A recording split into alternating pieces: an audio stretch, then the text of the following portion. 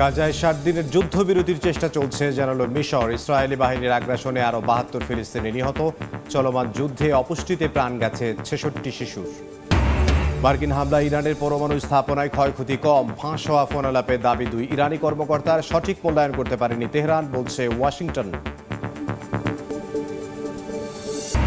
ইতালিতে ১ মাসের ব্যবধানে আবারও প্রবাসী বাংলাদেশি খুন। হামলাকারীকে গ্রেফতারের দাবিতে রোমে বিক্ষোভ। যুক্তরাষ্ট্রে অস্ত্রধারীর গুলিতে ২ দমকল কর্মী নিহত। এবং পাকিস্তানে বন্যা পরিস্থিতির আরও অবনতি, মৃত্যু বেড়ে ৪৫। ভারতের হিমাচলে বাড়ছে প্রাণহানি। ভয়াবহ দাবানলে বিপর্যস্ত তুরস্কের ইজমির প্রদেশ।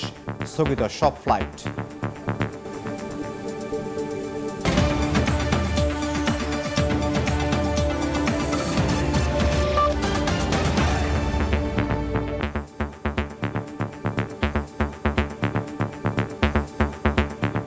আন্তর্জাতিক সময়ের সঙ্গে আছি আমি ইমদাদুল হক। গাজা জুড়ে ইসরায়েলি হামলায় একদিনেই প্রাণ হারিয়েছেন অন্তত ৭২ ফিলিস্তিনি। এরই মধ্যে গাজায় ৭ দিনের যুদ্ধবিরতি নিশ্চিত করতে চেষ্টা চলছে বলে জানিয়েছে মিশর। অন্যদিকে যুদ্ধ বন্ধে ইসরায়েলের উপর চাপ সৃষ্টি করবে যুক্তরাষ্ট্র বলে জানিয়েছে দেশটির গণমাধ্যম। প্রতিদিন অকাতরে ঝরছে নিরীহ গাজাবাসীর প্রাণ। ধ্বংসস্তূপে পরিণত হওয়া উপত্যকাটিতে দিশেহারা জীবনযাপন করছে নিরীহ ফিলিস্তিনিরা। স্থানীয় সময় রোববার গাজার জাবালিয়া, খান ইউনিস সহ বিভিন্ন জায়গায় হামলা চালায় নেতানিয়াহু বাহিনী। এতে বহু মানুষ হতাহত হয়। কাতার ভিত্তিক সংবাদ মাধ্যম আল জাজিরা জানায়, গাজার উত্তরাঞ্চলের বাসিন্দাদের দক্ষিণের দিকে সরে যাওয়ার নির্দেশ দিয়েছে ইসরায়েলি বাহিনী। প্রশাসন জানিয়েছে, এর মধ্যেই অঞ্চলটির টেলিযোগাযোগ ব্যবস্থার ৭৪% ধ্বংস হয়ে গেছে।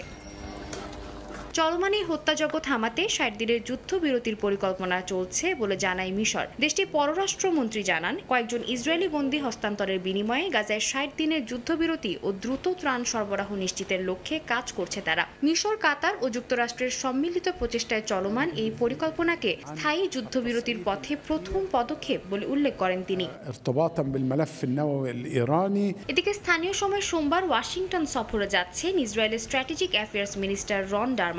এক হোয়াইট হাউস কর্মকর্তার বরাতে ইসরায়েলি গণমাধ্যম জানায়, গাজায় যুদ্ধ বন্ধ করে বন্দীদের ফিরিয়ে দিতে তার উপর চাপ দিতে পারে ট্রাম্প প্রশাসন। ইসরায়েলি প্রধানমন্ত্রী বিনিয়ামিন নেতানিয়াহুর যুক্তরাষ্ট্র সফরের আগেই একটি চুক্তি চূড়ান্ত করার বিষয়ে আগ্রহ প্রকাশ করেছে ওয়াশিংটন। এর মধ্যে রোববার সামাজিক যোগাযোগ মাধ্যম ট্রুথ সোশ্যালে গাজায় যুদ্ধবিরতি চুক্তি করে আটক ইসরায়েলি জিম্মিদের ফিরিয়ে আনতে নেতানিয়াহুর প্রতি আহ্বান জানান ট্রাম্প। সাদিয়া তাসনিম, সময় সংবাদ। হামাস ইসরায়েল যুদ্ধে গাজায় অন্তত ৬৬ শিশু অপুষ্টিজনিত কারণে প্রাণ হারিয়েছে।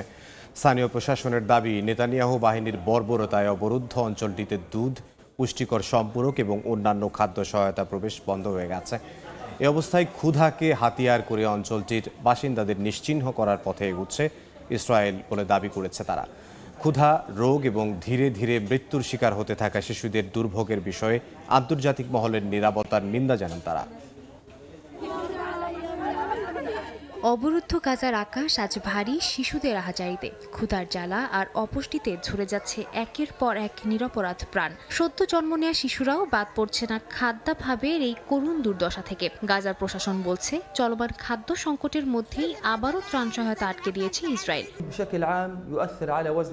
দুধের অভাব শিশুর ওজনকে প্রভাবিত করে, দ্রুত বৃদ্ধি হয় না। এটি শিশুর রোগ প্রতিরোধ ক্ষমতাকে প্রভাবিত করতে পারে, যার ফলে শিশু জীবাণু দ্বারা সংক্রমিত হতে পারে। যদি তার রোগ প্রতিরোধ ক্ষমতা শক্তিশালী না হয়, তবে আমরা দুধের অভাবে কিছু বাচ্চা হারাতে পারি, বিশেষ করে বিশেষায়িত শিশু খাদ্য যা স্বাস্থ্য মন্ত্রণালয়ে পাওয়া যায় না। এই বিবৃতির কয়েকদিন আগে জাতিসংঘের শিশু বিষয়ক সংস্থা ইউনিসেফ সতর্ক করেছিল যে গাজায় অপুষ্ট শিশুদের সংখ্যা উদ্বেগজনক হারে বাড়ছে। সংস্থাটি জানায়, মে মাসেই ৬ মাস থেকে ৫ বছর বয়সী অন্তত ৫,১১৯ জন শিশু তীব্র অপুষ্টিতে আক্রান্ত হয়ে চিকিৎসার জন্য ভর্তি হয়েছে। এ অবস্থায় আন্তর্জাতিক মহলের নীরব ভূমিকার নিন্দা জানায় গাজার প্রশাসন। সাদিয়া তাসনিম, সময় সংবাদ। ইসরায়েলের প্রধানমন্ত্রী বিনিয়ামিন নেতানিয়াহুর বিরুদ্ধে চলমান দুর্নীতি মামলাকে পাগলামি বলে অভিহিত করেছেন মার্কিন প্রেসিডেন্ট ডোনাল্ড ট্রাম্প। সামাজিক যোগাযোগ মাধ্যম ট্রুথ সোশ্যালে দেয়া পোস্টে বিচার থামাতে কৌশলে চাপও দিয়েছেন তিনি। ইসরায়েলের প্রধানমন্ত্রী বিনিয়ামিন নেতানিয়াহুর বিরুদ্ধে চলমান দুর্নীতি মামলা নিয়ে কড়া মন্তব্য করলেন মার্কিন প্রেসিডেন্ট ডোনাল্ড ট্রাম্প। স্থানীয় সময় শনিবার ট্রুথ সোশ্যালে ট্রাম্প বলেন, লাগামহীন কৌশলীরা নেতানিয়াহুর সঙ্গে যা করছেন তা পাগলামি। দুর্নীতির মামলাকে সরাসরি হামাসের সঙ্গে শান্তি আলোচনায় বাধা হিসেবে তুলে ধরেন তিনি। পোস্টে যুক্তরাষ্ট্রের আর্থিক সহায়তার প্রসঙ্গ টেনে তিনি লেখেন, যুক্তরাষ্ট্র প্রতি বছর ইসরায়েলকে রক্ষা ও সহায়তায় শত শত কোটি ডলার ব্যয় করে। এই ধরনের আচরণ বরদাস্ত করা হবে না বলে জানান তিনি। পাশাপাশি ইরানের সঙ্গে উত্তেজনা সামলাতে নেতানিয়াহুর ভূমিকা ক্ষতিগ্রস্ত হচ্ছে বলেও মন্তব্য করেন ট্রাম্প। 2020 সালে শুরু হওয়া মামলায় ঘুষ, জালিয়াতি ও বিশ্বাসভঙ্গের অভিযোগ রয়েছে নেতানিয়াহুর বিরুদ্ধে। সোমবার আদালতে জেরা হওয়ার কথা থাকলেও শুনানি পিছিয়ে যায়। তার আইনজীবীরা ইরান ইস্যুতে যুদ্ধের ঝুঁকি দেখিয়ে সময় চাইলেও আদালত তা প্রত্যাখ্যান করেছিল। পরে বিচারক নিজ উদ্যোগে শুনানি পেছান। ইসরায়েলি পার্লামেন্টের একাধিক সদস্য অভিযোগ করেন, আঞ্চলিক উত্তেজনাকে ঢাল হিসেবে ব্যবহার করে নিজের বিচার এড়াতে চাইছেন নেতানিয়াহু। অন্যদিকে আন্তর্জাতিক অপরাধ আদালত এরই মধ্যে নেতানিয়াহু ও তার সাবেক প্রতিরক্ষামন্ত্রীর বিরুদ্ধে যুদ্ধাপরাধে গ্রেফতারি পরোয়ানা জারি করেছে। অর্জিতা শেহজিন, সময় সংবাদ। মার্কিন হামলায় ইরানের পরমাণু কেন্দ্রগুলোর অনেক কম ক্ষয়ক্ষতি হয়েছে। ফাঁস হওয়া ফোন আলাপে এই কথা বলেছেন ইরানের 2 ঊর্ধ্বতন কর্মকর্তা। তারা বলেন, বোমার আঘাতে অক্ষত রয়ে গেছে স্থাপনার গুরুত্বপূর্ণ অনেক যন্ত্রপাতি। তবে হোয়াইট হাউস বলছে, বহু কাঠামো ধ্বংসস্তূপের নিচে চাপা পড়ে থাকায় ক্ষয়ক্ষতির সঠিক মূল্যায়ন করতে পারেনি ইরান। এদিকে যুক্তরাষ্ট্রের হুমকি সত্ত্বেও পরমাণু সমৃদ্ধকরণ চালিয়ে যাওয়ার ঘোষণা দিয়েছে তেহরান। ইরানের ফোর্দো, নাতানস ও ইস্পাহান পরমাণু স্থাপনায় চলতি মাসের 22 জুন বোমা হামলা চালায় যুক্তরাষ্ট্র। মার্কিন প্রশাসন বারবার দাবি করেছে পুরোপুরি ধ্বংস হয়েছে 3টি পরমাণু কেন্দ্র। তবে সম্প্রতি ইরানের শীর্ষ কর্মকর্তাদের ফাঁস হওয়া ফোনালাপ নিয়ে দেখা দিয়েছে ধোঁয়াশা। কথোপকথনে তারা বলেন, মার্কিন হামলা যতটা ধ্বংসাত্মক বলে দাবি করা হয়েছে, বাস্তবে ক্ষয়ক্ষতির মাত্রা ততটা নয়। ওয়াল স্ট্রিট জার্নাল এ নিয়ে এক প্রতিবেদনে জানায়, ইরানের শীর্ষ কর্মকর্তারা ফোনালাপে বলেন, প্রেসিডেন্ট ট্রাম্পের নির্দেশে চালানো মার্কিন হামলা প্রত্যাশিত মাত্রায় ধ্বংসযজ্ঞ চালাতে পারেনি। ক্ষয়ক্ষতির সীমাবদ্ধতা নিয়ে তারা নিজেরাই বিস্ময় প্রকাশ করেন। তারা বলেন, বোমার আঘাতে অক্ষত রয়ে গেছে স্থাপনার গুরুত্বপূর্ণ অনেক যন্ত্রপাতি। ফাঁস হওয়া ফোনালাপের বিষয়ে হোয়াইট হাউস বলেছে, পরমাণু স্থাপনার ক্ষয়ক্ষতি নিয়ে ইরানের কর্মকর্তাদের মূল্যায়ন সঠিক নয়। তাদের দাবি, ইরানিরা আসল ক্ষতি সম্পর্কে জানে না, কারণ বহু কাঠামো ধ্বংসস্তূপের নিচে চাপা পড়েছে।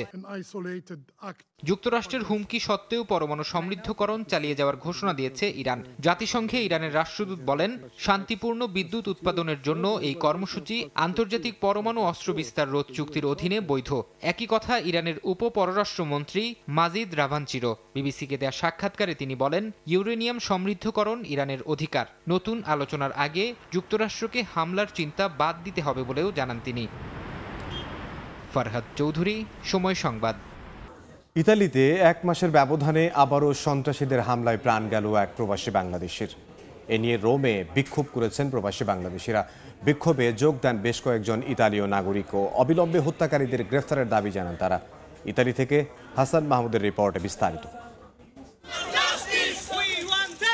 ইতালিতে সন্ত্রাসীদের ছুরিকাঘাতে আবারও এক বাংলাদেশি খুন হয়েছেন। রাজধানী রোমের ক্রিস্টোফোরো কলম্বো এলাকায় প্রধান সড়কের ফুটপাতে 28 বছর বয়সী মামুন খান নামের ওই যুবক খুন হন। জানা গেছে, কাজ শেষে বাড়ি ফেরার পথে মরক্কোর অধিবাসী অপর প্রবাসী তাকে ছুরিকাঘাত করে হত্যা করে পালিয়ে যায়।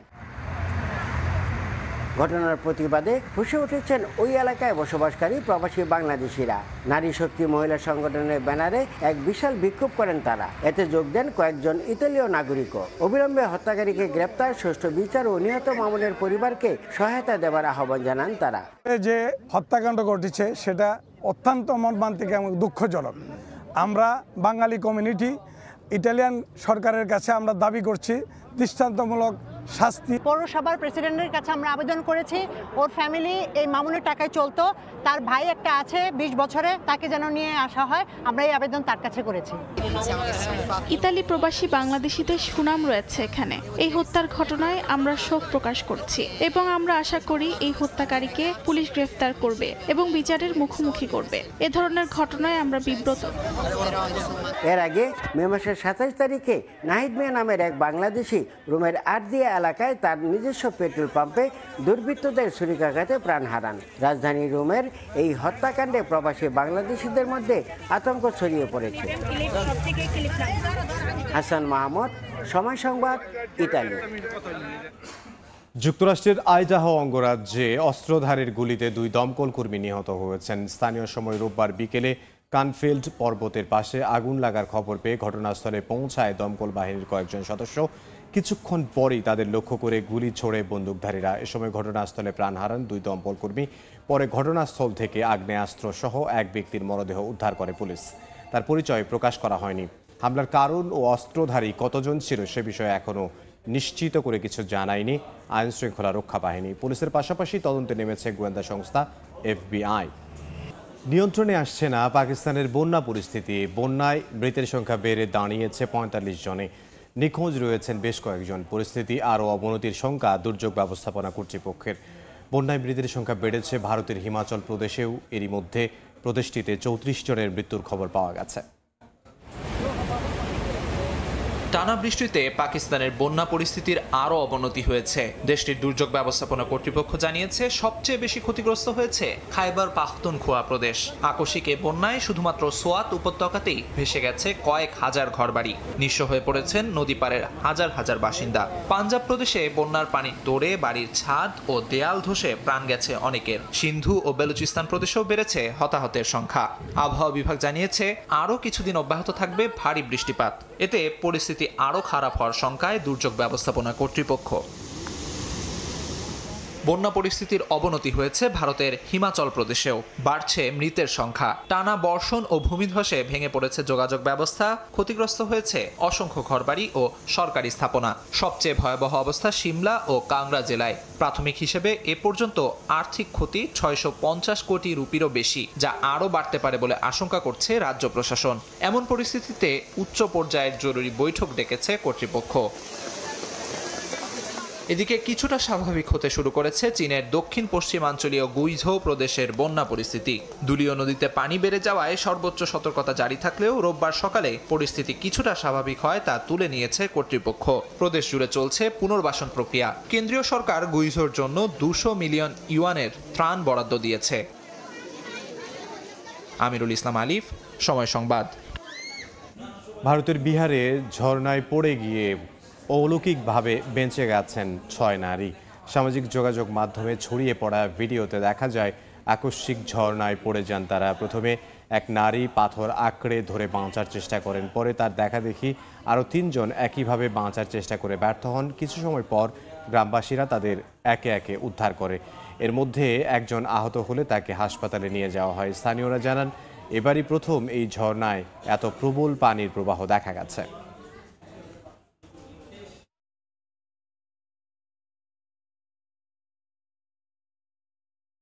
ভয়াবহ দাবানলে পুড়ছে তুরস্কের ইজমির প্রদেশ। তীব্র বাতাসের কারণে আগুন ছড়িয়ে পড়েছে পাহাড় ছাড়িয়ে লোকালয়েও। হুমকির মুখে পড়েছে বাসিন্দাদের জনজীবন। এখনও পরিস্থিতি নিয়ন্ত্রণে আসেনি বলে জানিয়েছে স্থানীয় কর্তৃপক্ষ। সাময়িকভাবে বাতিল করা হয়েছে ইজমির আন্তর্জাতিক বিমানবন্দরের সব ফ্লাইট। তুরস্কের পশ্চিমাঞ্চলের ইজমিরের মেন্দেরেস জেলায় ছড়িয়ে পড়েছে ভয়াবহ দাবানল। শনিবার রাতে শুরু হওয়া আগুন প্রবল বাতাসে রোববার পর্যন্ত ছড়িয়ে পড়েছে বিস্তীর্ণ বনাঞ্চলে। 70 থেকে 100 কিলোমিটার গতির দমকা হাওয়ায় পরিস্থিতি জটিল হয়ে উঠেছে বলে জানিয়েছেন স্থানীয় কর্তৃপক্ষ। জানা গেছে প্রবল ধোঁয়ার কারণে বিমান ও হেলিকপ্টার চলাচল বন্ধ রাখতে বাধ্য হয়েছে কর্তৃপক্ষ। এ কারণে স্থলপথেই কাজ করছেন দমকল কর্মীরা। তবে আগুনের তীব্রতা এতটাই বেশি যে অনেক জায়গায় তাদের পক্ষে পৌঁছানো সম্ভব হচ্ছে না বলে জানা গেছে। স্থানীয় বাসিন্দারাও হাতে তৈরি পানির ট্যাঙ্ক ও পাইপ নিয়ে চেষ্টা চালিয়েছেন আগুন থামাতে। এরই মধ্যে ইজমিরের বেশ কয়েকটি এলাকা খালি করে ফেলা হয়েছে। একটি গ্রীষ্মকালীন ক্যাম্প সহ বেশ কয়েকটি বাড়িঘর আগুনে ক্ষতিগ্রস্ত হয়েছে বলে জানিয়েছেন স্থানীয়রা। তুরস্কের বন বিভাগ জানিয়েছে 11টি বিমান ও 27টি হেলিকপ্টার সহ 1000-এর বেশি দমকল কর্মী আগুন নিয়ন্ত্রণে কাজ করছেন। সাময়িকভাবে স্থগিত করা হয়েছে ইজমির আন্তর্জাতিক বিমানবন্দরের সব ফ্লাইট। কাকুলি আখতার, সময় সংবাদ। আন্তর্জাতিক সময় আরও থাকছে। আবারও পর্যটক নিয়ে মহাকাশ ঘুরে এলো ব্লু অরিজিনের নিউ শেপার্ড রকেট। মাত্র 11 মিনিটের যাত্রায় বিরল অভিজ্ঞতা অর্জন 6 যাত্রীর। চীন থেকে $340 কোটি বাণিজ্যিক ঋণ নবায়ন পেয়েছে পাকিস্তান। দেশটির কেন্দ্রীয় ব্যাংকে থাকা পুরনো অর্থের মেয়াদ বাড়ানোর পাশাপাশি নতুন করে ঋণ পুনর্বিনিয়োগের সিদ্ধান্ত নিয়েছে বেইজিং। IMF ঋণ সহায়তা এবং কাঠামোগত সংস্কারের মাধ্যমে অর্থনীতি ঘুরে দাঁড়াচ্ছে মত পাকিস্তানের অর্থ মন্ত্রণালয়ের কর্মকর্তাদের। পাকিস্তানের জন্য $340 কোটি বাণিজ্যিক ঋণ নবায়ন করেছে চীন। স্থানীয় সময় রোববার পাকিস্তানের অর্থ মন্ত্রণালয়ের এক কর্মকর্তা কথা বলেন। এর পাশাপাশি পুনর্বিনিয়োগ করা হবে সম্প্রতি শোধ করা আরও $130 কোটি ঋণ। বার্তা সংস্থা রয়টার্সের বরাতে এসব তথ্য জানা যায়। এদিকে পাকিস্তানের অর্থ মন্ত্রণালয় সূত্র জানায়, ইসলামাবাদকে $210 কোটি বেশি ঋণ দিয়েছিল বেইজিং, যা গেল 3 অর্থ বছর ধরে পাকিস্তানের কেন্দ্রীয় ব্যাংকে রিজার্ভ রয়েছে। পাকিস্তানের অর্থ মন্ত্রণালয়ের কর্মকর্তা বলেন, সাম্প্রতিক বাণিজ্যিক ও বহুপাক্ষিক ঋণের সঙ্গে বেইজিংয়ের সহায়তা মিলে পাকিস্তানের বৈদেশিক রিজার্ভের পরিমাণ $1400 কোটি উন্নীত হতে পারে। মধ্যপ্রাচ্যের একাধিক বাণিজ্যিক ব্যাংক থেকে 100 কোটি এবং বহুমুখী আর্থিক সহায়তা সংস্থার পক্ষ থেকে $50 কোটি দেওয়া হয়েছে বলেও জানান তিনি। IMF এর বেঁধে দেওয়া শর্ত অনুযায়ী জুনের শেষ নাগাদ পাকিস্তানকে কমপক্ষে $1400 কোটি বৈদেশিক রিজার্ভ বজায় রাখতে হবে। ইসলামাবাদ বলছে, এই পদক্ষেপগুলো IMF এর বেলআউট কর্মসূচির আওতায় স্থিতিশীলতা অর্জনের প্রচেষ্টার সহায়ক হবে। $700 কোটি IMF ঋণ সহায়তা এবং কাঠামোগত সংস্কারের মাধ্যমে অর্থনীতি এখন ধীরে ধীরে ঘুরে দাঁড়াচ্ছে মত পাকিস্তানের কর্মকর্তাদের। অর্জিতা শেহজিন, সময় সংবাদ।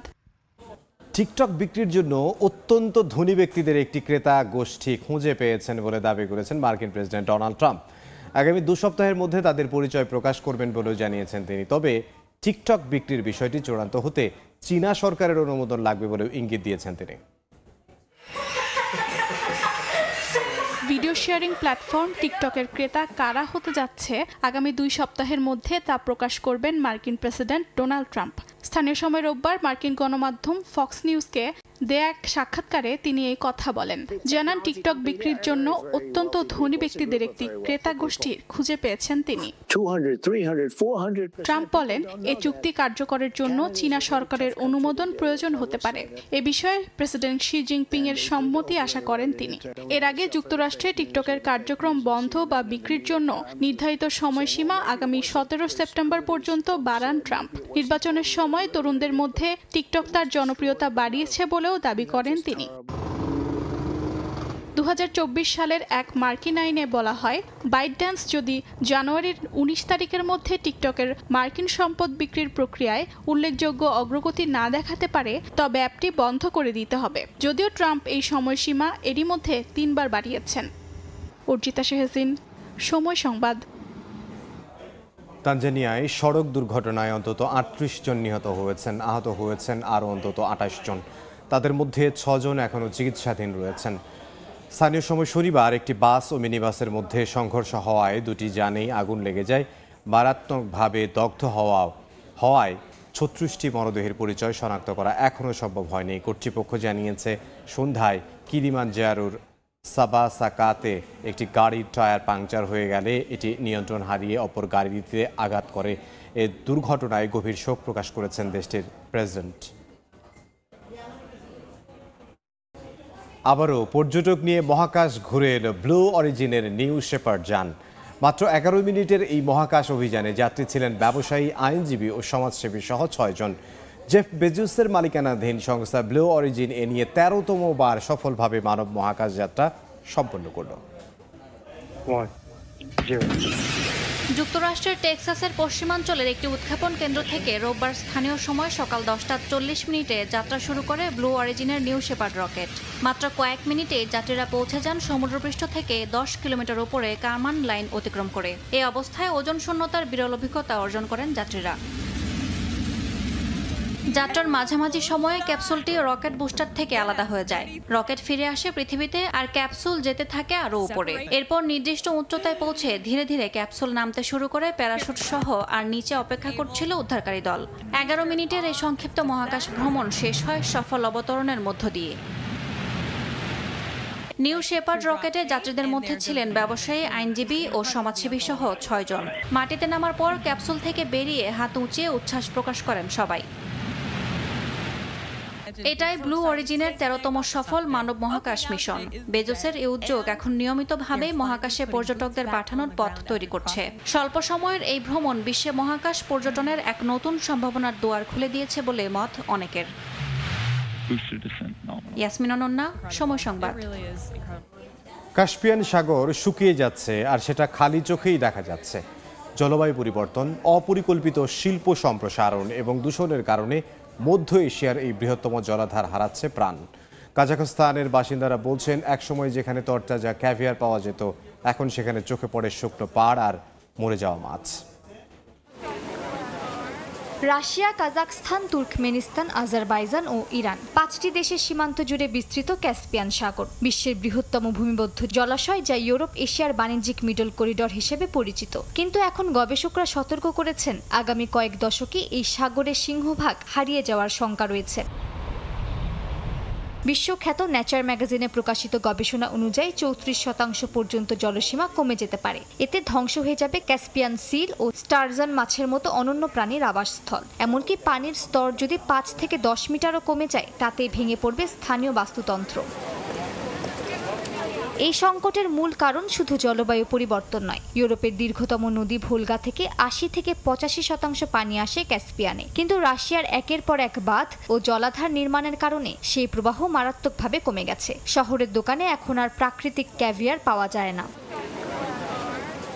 এর সঙ্গে যোগ হয়েছে তেল ও গ্যাস উত্তোলনের দূষণ। কাজাখস্তানের উপকূলে সোভিয়েত আমলে আবিষ্কৃত তেল ক্ষেত্র পরিচালনা করছে বিদেশি কোম্পানিগুলো। অভিযোগ উঠেছে, অনেক তথ্য গোপন রাখা হয়েছে আন্তর্জাতিক আইন ব্যবস্থার আড়ালে। এদিকে জার্মানির মতো দেশ ক্যাসপিয়ান অঞ্চল থেকে হাইড্রোজেন জ্বালানি নিতে চায়। গবেষকরা বলছেন, ইউরোপ পরিবেশ বান্ধব জ্বালানি পেলেও এর কারণে সৃষ্ট পরিবেশগত বর্জ্য আর পানির দূষণ ক্যাসপিয়ান অঞ্চলেই থেকে যাবে।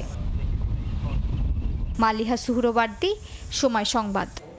চীনা পপ আর্ট চরিত্র লাবুবু এবার শুধু খেলনা নয়, জায়গা করে নিয়েছে খাবারের প্লেটেও। মস্কোর একটি রেস্টুরেন্টে এখন মিলছে লাবুবু আকৃতির এক অভিনব ডেজার্ট, যার দাম 4500 রুবল। শিশু থেকে তারকা সবাইকে মোহিত করছে সাদা চকলেটে মোড়া এই লাবুবু। মস্কোর বিবিরিয়েভো রেস্টুরেন্টে ঢুকলে দেখা মিলে এক রঙিন জিনিস। খেলনা নয়, বরং খাওয়ার উপযোগী এই লাবুবু। সাদা চকলেটের আবরণে মোড়া এই বিশেষ ডেজার্টের ভেতরে রয়েছে ফলের মোস। রেস্টুরেন্ট কর্তৃপক্ষ জানায়, প্রথম 2 সপ্তাহে প্রতিদিন শত শত ফোন আসে। চাহিদা অনেক বেশি থাকায় এখন পর্যন্ত 300-র বেশি বিক্রি হয়ে গেছে এই লাবুবু। ডেজার্টটি চালুর প্রথম 2 সপ্তাহে অনেক হইচই ছিল। প্রতিদিন আমাদের কাছে অনেক ফোন কল আসতো। তখন গ্রাহকদের অনেক ভিড় ছিল, চাহিদাও ছিল অনেক বেশি। এখন একটু কমেছে, কারণ অফারটা অনেক দিন ধরে চলছে। তবুও আমরা 300টির মতো এই ডেজার্ট বিক্রি করেছি। শুধু স্বাদের জন্যই নয়, শিশুদের কাছে এই ডেজার্ট যেন এক স্বপ্নের খেলনা। ছোট লাবুবু খেলনার হুবহু কপি বলে একে ঘিরে বাড়তি উত্তেজনা রয়েছে। একই সঙ্গে ফ্যাশন প্রেমীরা লাবুবুকে দেখছেন ট্রেন্ডি ব্যাগ অ্যাক্সেসরি হিসেবে। ফলে রেস্টুরেন্টে ভিড় জমাচ্ছেন 2 প্রজন্মের 2 ভিন্ন শ্রেণীর ক্রেতা। ডেজার্টের সঙ্গে ক্রেতারা পাচ্ছেন একটি লাবুবু রেপ্লিকা উপহার হিসেবে। যারা আগেভাগে অর্ডার করেছেন তারা পেয়েছেন মূল লিমিটেড এডিশন লাবুবু খেলনা। অন্যদের জন্য রয়েছে দেখতে প্রায় একই রকম উচ্চমানের কপি, যার দাম প্রায় 4500 রুবল, যা 6000 টাকার মতো। ইয়াসমিন অনন্যা, সময় সংবাদ। আন্তর্জাতিক সময়ের শীর্ষ সংবাদ জানিয়ে দিচ্ছে আরও একবার। গাজায় 60 দিনের যুদ্ধবিরতির চেষ্টা চলছে, জানালো মিশর। ইসরায়েলি বাহিনীর আগ্রাসনে আরও 72 ফিলিস্তিনি নিহত। চলমান যুদ্ধে অপুষ্টিতে প্রাণ গেছে 66 শিশু। মার্কিন হামলায় ইরানের পরমাণু স্থাপনায় ক্ষয়ক্ষতি কম। ফাঁস হওয়া ফোন আলাপে দাবি 2 ইরানি কর্মকর্তার সঠিক মূল্যায়ন করতে পারেনি তেহরান, বলছে ওয়াশিংটন। এবং পাকিস্তানে বন্যা পরিস্থিতির আরও অবনতি, মৃত্যুর সংখ্যা বেড়ে 45। ভারতের হিমাচলে বাড়ছে প্রাণহানি। ভয়াবহ দাবানলে বিপর্যস্ত তুরস্কের ইজমির প্রদেশ, স্থগিত সব ফ্লাইট।